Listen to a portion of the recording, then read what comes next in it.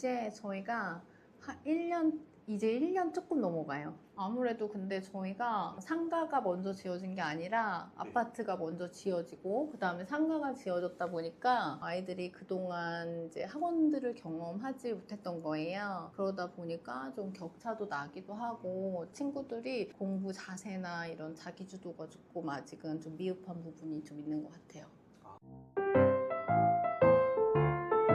일단은 그게 이제 학년에 따라 좀 다르긴 한데 1학년 같은 친구 같으면 사실은 유치원이나 이제 어린이집 또 생활 속에서 연속수 같은 경우는 경험할 수 있어요. 예를 들어 뭐 1부터 100까지의 수라든지 뭐 10 더하기 10은 뭐 20, 뭐 이런 이제 단순한 반복된 것들은 좀 경험을 할 수 있어요. 그리고 도형의 명칭 이런 것들 이렇게 좀 경험하고 오면 좋을 것 같고, 이제 위로 올라가면서부터는 이제 구구단, 그러니까 연산이 조금 원활하지 않은 친구들은 수업을 나갈 때 문제 푸는 시간이 좀 오래 걸려요. 그러다 보니까 어머님들도 좀 답답해 하시는 면이 있어요. 그래서 그런 것들은 매일매일 하루에 한 장씩이라도 좀 습관 잡아서 오면 좋을 것 같아요.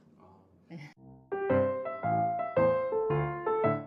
사실은 제가 플레이팩토라는 교구 수학을 학교에서 아이들을 가르쳤었는데 가르치게 된 계기는 처음에는 이제 제가 중고등 수학을 전담을 했었어요. 그런데 이제 결혼을 하면서 지역을 옮기게 된 거예요. 그러다 보니까 일찍 끝나는 걸 찾다 보니 플레이팩토라는 교구 수학을 경험하게 됐어요. 그래서 학교에서 교구 수학을 가르쳐 봤는데 이 프로그램이 너무 좋은 거예요. 그래서 나도 내 아이한테 이걸 해줘야겠다 라는 생각이 들어가지고 공부방을 가맹을 맺게 됐어요. 그래서 이제 막상 해보고 나니까 저희 아이도 이제 그걸 배우면서 성장해 나갔잖아요. 그러다 보니까 아쉬운 면이 또 있는 거예요. 그래서 제가 이제 중고등 수학으로 가는 그 길목에서 브릿지 역할이 좀 더 필요한 과정이 교과 수학이랑 같이 연결돼서 매칭이 되면 이게 배워간 교구 수학을 가지고 지면력이 더해지면 교과 수학을 더 잘할 수 있겠다, 이런 생각이 들어서 교과 수학까지 확장을 하게 됐고, 그러다 보니까 어머님들이 또 다 성원을 해주셔서 확장 오픈으로 이제 학원으로 나오게 되었어요.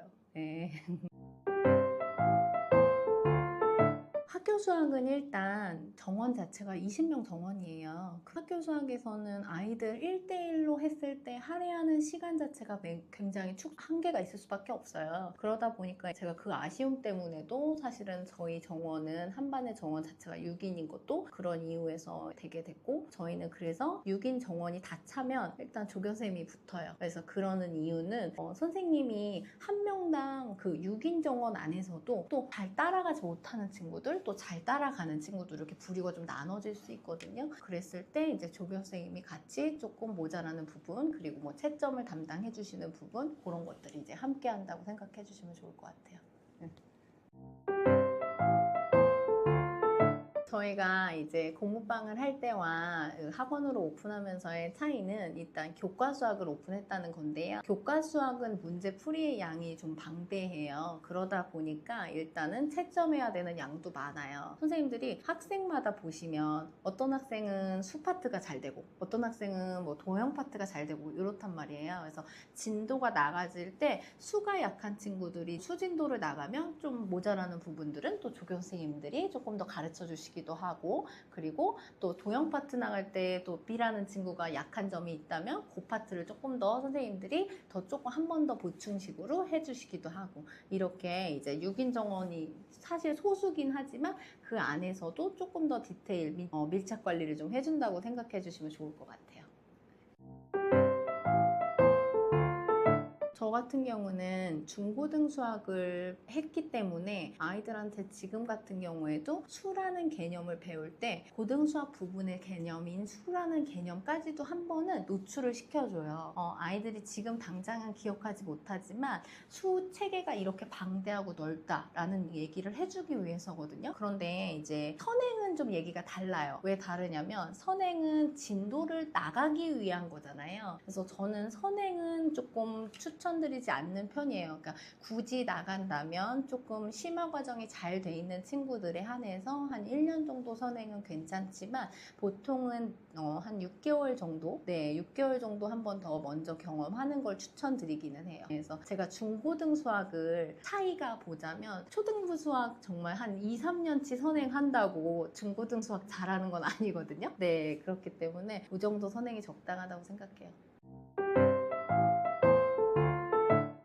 이제 사실은 어제 이제 얘기를 해보자면 예비초 4학년 친구가 이제 각을 배워요. 그런데 저희는 이제 교구 수학을 먼저 했었잖아요. 그리고 사고력 수학이 베이스이기 때문에 이 360도라는 게 왜 나오게 됐는지 그거부터 어원을 설명을 해줘요. 그러니까 아이들이 오히려 이해하기가 그냥 삼각형 뭐 세각의 합은 180이야 이렇게 설명을 해주는 것보다는 직접 색종이를 이용해서 삼각형을 잘라서 각을 봤을 때 평각이 생기는 거. 아, 이게 이렇게 해서 180도가 생기는구나. 이렇게 이해를 하고 배우는 과정이랑은 차이가 있을 거예요. 그래서 일반 교과 수학 학원과 우리 학원과의 차이점은 교구 수학이 베이스가 잡힌 친구들이 교과를 배우는 것과 그냥 일반 교과를 가지고 선행을 위해서 나가는 거랑은 차이가 벌어지는 것 같아요. 네. 저희 학원 같은 경우에는 들어올 때 테스트를 전부 통해서 들어와요. 그런데 테스트가 사실은 다른 학원가들, 유명한 학원가들의 테스트는 떨어뜨리기 위한 아니면 우리 학원은 이렇게 프라이드가 있다라는 걸 위한 테스트라면 저희 학원만의 테스트는 어떤 거냐면 이 친구가 선행 정도가 어느 정도 나갔는지 그리고 이 친구의 구멍에서 또 어떤 부분들을 우리가 보완해서 갈 건지의 내용이에요. 그렇기 때문에 테스트가 그렇게 난이도가 높진 않아요. 오히려 기본기가 잡혀 있는지를 확인을 하고 넘어간다고 생각해 주시면 되는데 그래서 우리 학원 친구들이 들어올 때 테스트에 대한 부담감을 너무 갖지 않고 왔으면 좋겠어요. 원가를 모르니까 원가를 일단 X로 설정을 했어. 그치? 네. 그래서 정가는 요렇게 정했어. 맞아요? 아니에요?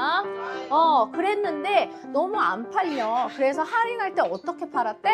할인 기간에 여기서 2,000원을 빼서 팔았대. 맞아요? 아니에요? 그랬더니 하나에 얼마의 이익이 생겼대? 그치? 맞아요? 7,000원의 이익이 생겼대. 그러면 어떻게 잡아야 돼? 미지수를? 자, 여기에서 얼마큼을 뺐더니 2,000원을 뺐더니 이만큼에서 원가만큼을 뺀 가격에서 순이익이 나오지. 얘들아 잘 생각해봐. 이익이라는 건 내가 예를 들어 이 빼빼로 하나를 샀어. 근데 빼빼로가 500원인데 아이고 500원이야. 근데 내가 100원을 플러스 붙여서 총 600원에 팔았어. 그럼 나한텐 이익이 얼마야? 600원. 아 그래? 내가 산 값은 없어? 그렇지. 내가 100원이 이익이겠지. 맞아요? 그럼 여기도 마찬가지야. 7,000원의 이익이 남았다고 했을 때는 원가만큼을 뺐을 때 7,000원의 이익이 남는 거잖아. 맞아요? 아니에요? 그래서 선정을 그렇게 해줘야 되죠. 맞습니까? 적어주세요. 안녕.